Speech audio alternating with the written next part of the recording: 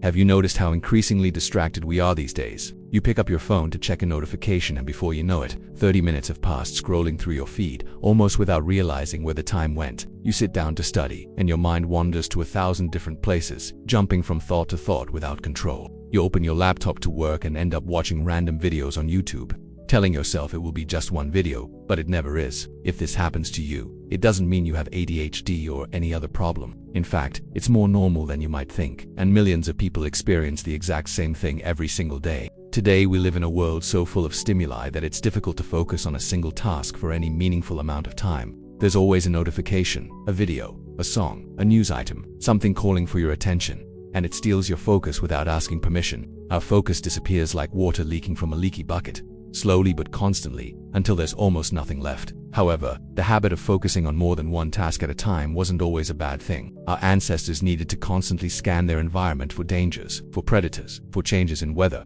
for survival itself. This fragmented attention kept us alive. But today it's destroying us from the inside, silently and consistently. According to researchers at the University of California, it takes a person an average of 23 minutes to regain full focus after a single interruption. 23 minutes. Now multiply that by the number of times you break your attention by checking your phone, doing another task, putting on music, or anything else throughout the day, and you start to understand why you feel exhausted but unproductive. But what if there was a way to hack that? What if there was a way to train your brain to ignore distractions and immerse itself so deeply in a task that the world around you simply disappears, even if just for a while? This technique exists. And it's not some innovative technique created by a digital marketing coach or a modern productivity guru. This technique comes from the Zen monasteries of Japan, and its name is Ichigyo-Zammai. Ichigyo-Zammai is the concept of doing one thing at a time with complete attention, total presence, and full awareness. It's very present in Japanese Zen Buddhism, and that's what we'll be talking about today, step by step. Before we get to the video, I want to thank the new channel members for their support. I also want to thank each and every one of you who are liking the videos, commenting and sharing the content, because you truly help this channel grow. You are a very important part of this channel's history, and without you, none of this would be possible. Thank you so much, really. Now answer me in the comments. What's your biggest distraction today? Your cell phone, social media, your own mind? Comment below and let me know. Back to the video. The story of Jake. Jake Morrison was 16 years old when he realized he was losing the race of life, not because he lacked intelligence but because he lacked focus. He wasn't a bad student, far from it. He even understood math, physics, and programming at a fundamental level. The problem was that Jake couldn't concentrate for long periods of time. He'd sit down to study, and a few minutes later, he'd already be checking Instagram. He'd open his calculus book and start thinking about how amazing it would be to work at Google someday. He'd watch a video lesson and pause halfway through to check the score of a game, telling himself it was harmless. And look, Jake had a dream, one of those big, scary, almost impossible dreams. He wanted to get into MIT, the Massachusetts Institute of Technology, one of the most competitive universities on the planet, the place where geniuses are made. But Jake had a problem. His grades weren't even close to what was needed. While other students consistently got high marks, Jake lived in that uncomfortable middle ground zone. A C here, A B there, enough to pass, but not enough to dream of MIT and his friends. They loved making jokes about Jake. Jake, dude, you want to study software engineering at MIT and you can't even get a B in math, man. You're going to end up flipping burgers at McDonald's. They laughed. They thought it was funny. But Jake felt every word like a punch to the gut. And the worst part is that his parents were also pressuring him, not in a malicious way, but because they cared. They just wanted to see their son try harder. Jake, you have potential, but you need to stop getting distracted. You need to take this seriously. And Jake knew this. He knew he had potential. The problem was that he couldn't access that potential because whenever he sat down to study, his mind sabotaged him. You know that moment when you should be doing something important, but your brain prefers to imagine future scenarios instead. Jake spent hours daydreaming. He imagined his graduation ceremony at MIT. He imagined his first day of work as a programmer. He imagined his friends apologizing for doubting him. But in the meantime, the math book remained closed. The physics assignment remained blank, and the dream remained distant and unreal. Until one day, after getting yet another low grade on a calculus test, Jake had a breakdown. He was tired of being mediocre, tired of disappointing his parents, tired of hearing his friends' jokes over and over again. But instead of locking himself in his room and giving up, Jake did something different. He decided to ask for help. The meeting with the teacher. The next day, Jake went to see Mr. Tanaka. Mr. Tanaka was the school's math teacher, a man of Japanese origin in his 50s, always calm, always centered, always composed. He had the kind of presence that conveyed peace without saying a word. While other teachers shouted to maintain order in the classroom, Mr. Tanaka simply looked, and everyone fell silent. Jake knocked on the door of the teacher's lounge at the end of the day. "Mr. Tanaka, may I speak with you for a minute?" The professor looked up, took off his reading glasses, and gestured for Jake to come in. "Sure." "Jake, sit down." "What happened?" Jake took a deep breath. "Sir, I don't know what to do. I really want to improve my grades. I want to be a software engineer, but I can't focus. I sit down to study, and my mind keeps jumping from one place to another. I'm distracted all the time, and then my grades don't improve, and then I get stuck in this cycle." Mr. Tanaka was silent for a few seconds, then he smiled. It wasn't a smile of pity, it was the smile of someone recognizing something familiar. "Jake, can I ask you a question? When you sit down to study, how many tabs do you leave open on your computer?" Jake thought for a second. "I don't know, maybe 10. "And your cell phone, where do you keep it?" "On the side, with notifications turned on." "And do you usually study while thinking about other things at the same time, like planning what you're going to do next or remembering something that happened earlier?" Jake blinked. "How do you know?" Mr. Tanaka laughed softly. "Because I was exactly like that when I was your age." Jake's eyes widened. Seriously, I grew up in Japan, and when I was young, I also had trouble concentrating. My mind was always wandering until my grandfather taught me something that completely changed my life." Jake leaned forward, intrigued. "What was it?" The teacher wrote something on a piece of paper and handed it to Jake. Jake looked at the paper, confused. Where is this from?" "Ichigyo-Zammai, it's a concept from Zen Buddhism. It literally means concentration on a single action. It's the practice of doing one thing at a time with total attention, as if you and the action were one." Jake frowned slightly. "Like just focusing on one thing?" "It's not just about focusing, Jake. It's about becoming the thing you're doing. When you're studying math, you're not Jake studying math. You are math. There's no separation. There's no you observing the task from the outside. You immerse yourself completely." Jake still seemed confused, and Mr. Tanaka noticed. "Let me explain it another way. Have you ever started a video game and then realized 3 hours had passed?" "Yes, this always happens."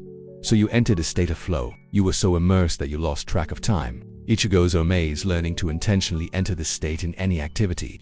Jake felt a chill down his spine. "And does it work scientifically?" Mr. Tanaka smiled.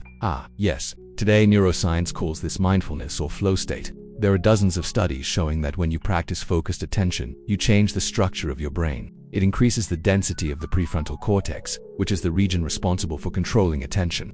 He opened a drawer and took out some printed articles. "Look, I have some materials here. Articles that combine Ichigyo-Zammai with behavioral neuroscience techniques. Take them home, study them, apply them, and tell me what happens." Jake picked up the papers, his hands trembling. He couldn't explain it, but something inside him told him that this would change everything. "Thank you, Mr. Tanaka. Seriously, thank you very much." The teacher placed his hand on Jake's shoulder. "Jake, you have what it takes. You just need to learn how to focus your attention. And when you learn that, nothing will stop you." Applying Ichigyo-Zammai that night, Jake didn't sleep much. He stayed up late, reading the articles that Mr. Tanaka had given him, absorbing every word. And the more he read, the more everything made sense. One article talked about how our brain works, how with every distraction, every notification, every change of task, our brain needs to expend energy to reset and refocus. And the more you do this, the more you train your brain to be distracted. Another article explained the Pomodoro technique combined with Ichigyo-Zammai, blocks of a few minutes of total concentration followed by 5 or 10 minutes of conscious pause. No picking up your cell phone during the break. No checking social media. Just breathing, stretching, drinking water, being present. Another article discussed choice architecture, basically modifying your environment to make distractions impossible. Cell phone in another room, notifications turned off, only one tab open, only one task at a time. He discovered that Ichigyo-Zammai is about completely immersing yourself in the activity you are doing now without dividing your mind. It's not simply doing one thing at a time in the practical sense. It's a total union between you and the action. When you are sweeping the floor, you are the act of sweeping. When you are eating, you are the act of eating. Zen monks apply this to everything, from mundane tasks like washing dishes to formal meditation. There's a famous Zen saying that illustrates this: "When I eat, I eat. When I sleep, I sleep." It seems obvious, but how many times do we eat thinking about work or go to sleep dwelling on problems? Our modern culture values doing 1,000 things at once. Ichigyo-Zammai is the radical opposite of that. The idea is that when you fragment your attention, you're not truly present in any of the activities. You become superficial in everything. In that perspective, when distraction arises, and it will arise, the practitioner simply acknowledges, "My mind wandered," and gently returns to the current activity. No guilt, no frustration. It's a constant practice of bringing the mind back. After learning all of this, Jake realized something important. He wasn't weak or lazy. He just had never learned how to use his attention correctly. And from that day on, everything would change. After learning all of this, Jake realized something important that he had never understood before. He wasn't weak, he wasn't lazy, and he wasn't broken. He just had never learned how to use his attention correctly. And once this realization hit him, it felt like a heavy weight had been lifted from his chest. And then he decided that from that day on, everything would change. Not gradually, not someday, but now. The following Monday, Jake came home from school and did something he had never done before in his life. He created a ritual. He put his cell phone in a drawer in another room, physically separating himself from the biggest source of distraction. He turned off all computer notifications, every sound, every pop-up, every unnecessary alert. He closed all browser tabs, leaving only one open with his study material, resisting the urge to multitask. He set a 25-minute timer and, before starting, he took 3 deep breaths, grounding himself in the present moment. Then he began, and the first 5 minutes were awful. His mind was screaming, check your phone, see if anyone texted you, quickly open YouTube. But Jake remembered what he had read. When distraction arises, you don't fight it, you simply observe it. My mind wants to wander, and then gently bring your attention back. He did that about 10 times in the first 25 minutes, again and again, patiently. However, in the second 25-minute block, distractions decreased noticeably. In the third, something unexpected happened. He entered a state of concentration he had never experienced before in his entire life. When the timer rang, Jake looked at the clock and couldn't believe it. 75 minutes had passed, and he had made more progress in 1 hour than he normally did in an entire week. He felt a surge of energy, of confidence, of power. For the first time in a long time, he felt he was in control of his own mind.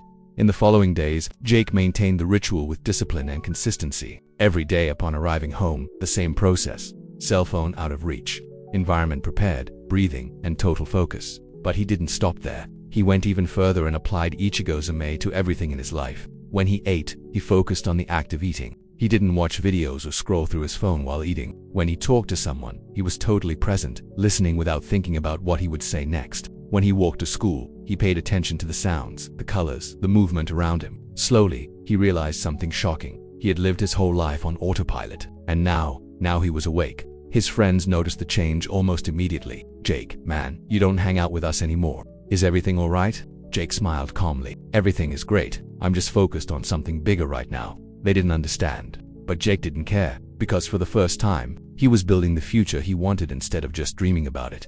Then came the first math test after this transformation. Jake sat down, looked at the questions, and entered the state. Ichigyo-Zammai. He wasn't Jake taking the test. He was mathematics, solving itself through him.